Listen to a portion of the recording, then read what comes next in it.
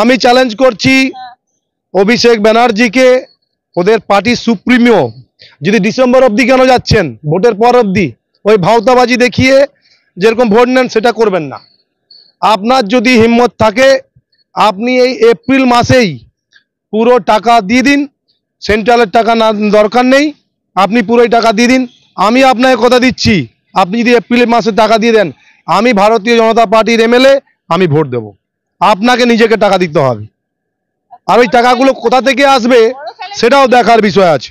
একদম, যদি উনি বলে থাকেন যে এপ্রিল মাসের মধ্যে প্রধানমন্ত্রী আবাস যোজনার সমস্ত টাকা, 100 দিনের কাজের সমস্ত টাকা, বাংলার মানুষের যত বঞ্চিত আছে সমস্ত টাকা মিটিয়ে দেবেন, উনি ডিসেম্বর অবধি যাচ্ছেন কেন?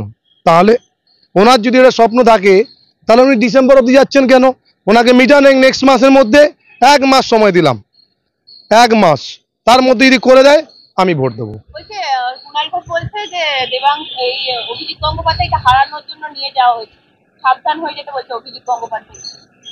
আচ্ছা, ও মাল খেয়ে বলেছে নাকি? ওটাই তো বলছে, মাল খেয়ে বলেছে নাকি?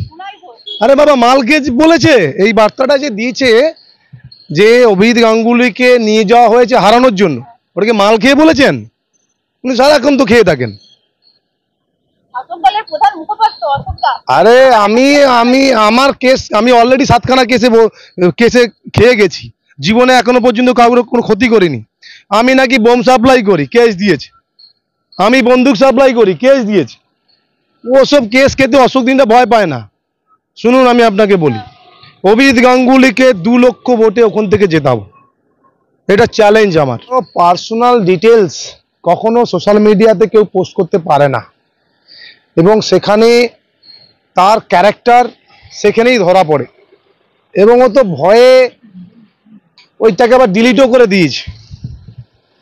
ও আসছে তো তমলুকে, খেলা তো ওর ওখানেই শেষ। লোকসভা প্রার্থী তো আমাদের অভিজিৎ দা, ও আবার কোথাকার প্রার্থী নাকি? ও ওখানে চটি চাটা দলের ওনার নাম দিয়েছে, ওকে আমরা প্রার্থী বলে মানিও নি আর মানবও না। তমলুক একটা শিক্ষিত এডুকেটেড লোকেদের জায়গা, সেখানে শিল্পায়নও আছে, সেখানে সব ধরনের লোক আছে, আর সেখানে সেই রকম জায়গাতে ওকে টিএমসি এরকম প্রার্থী দেবে ভাবতে পারিনি আমরা। সে তো তমলুকে, আর ওখানেই খেলা শেষ। বাংলাদেশ থেকে চুরি করা গান খেলা হবে, হ্যাঁ, সেটা করে বাংলাতে টিএমসি সেই গানগুলো চালিয়েছিল। তারপরে যেভাবে এই নোংরা গান চালিয়ে যেভাবে ভারতীয় জনতা পার্টির কার্যকর্তার উপরে যা অত্যাচার হয়েছিল, তার তো বদলা হবেই। তমলুকের মানুষ জানে কোথায় ওই ইভিএম মেশিন টিপে ভোট দিতে হবে, আর সেটাই হবে বদলা। তৃণমূল কোম্পানির এটাই কাজ।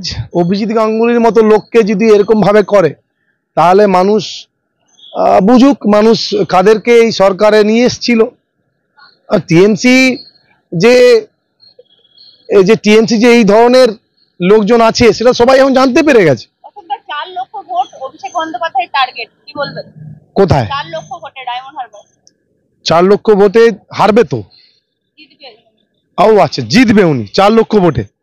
হ্যাঁ, উনি তো নিজের পয়সা থেকে বার্ধক্য ভাতা দিচ্ছেন, আবার ডিসেম্বরে নাকি বলছে রাজ্য সেন্ট্রাল যা না দেবে আমরা সব দিয়ে দেবো ডিসেম্বরে। ভোটের আগে দিক, আমরা ভোট দেবো।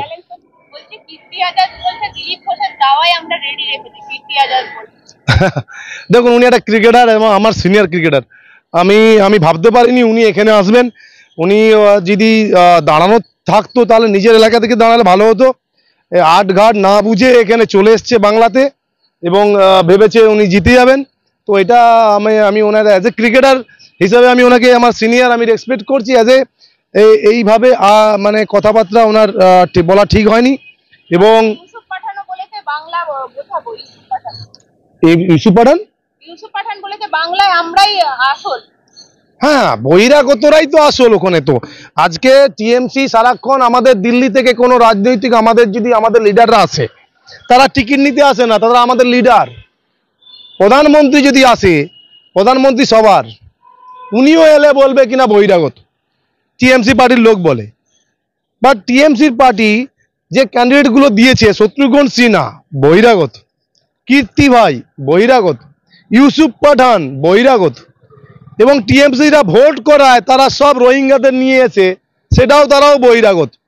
সো বহিরাগত যারা যারা বহিরাগত করে তারাই বহিরাগতদের নিয়ে চলে। অতএব আমরা কোনো বহিরাগতদের নিয়ে চলি না, আমি আমাদের পার্টির লিডারদের নিয়ে আমরা চলি এবং কোনো বহিরাগতকে সিট দেওয়া হয়নি। নরেন্দ্র মোদীর বিরুদ্ধে আজকে নির্বাচন কমিশনের শাসক দল দিল্লিতে, কি বলবেন? ও সে যেতেই পারে, আইন আছে, সংবিধান আছে, সেখানে যেতেই পারে, সেটা নিয়ে কোনো সমস্যা নেই।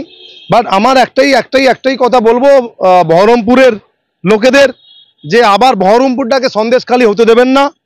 কারণ ওখানে সন্দেশখালীতে ওখানে নুরসাদ যেত না, আর এখানে ইউসুফ পাঠান জীবনে আপনার কাছে যাবে না। তাই যখনই যাবে শুধু ভোট নিতে যাবে, ভোট নেওয়ার পর কেল্লা পথে। সেই কারণে বলছি বহরমপুরের মানুষদের একটু ভেবে চিনতে ভোট দেবেন, আর মানুষ লোক বুঝে গেছে কাকে ভোট দিতে হবে। যাত্রা শেষ, টিএমসি শেষ।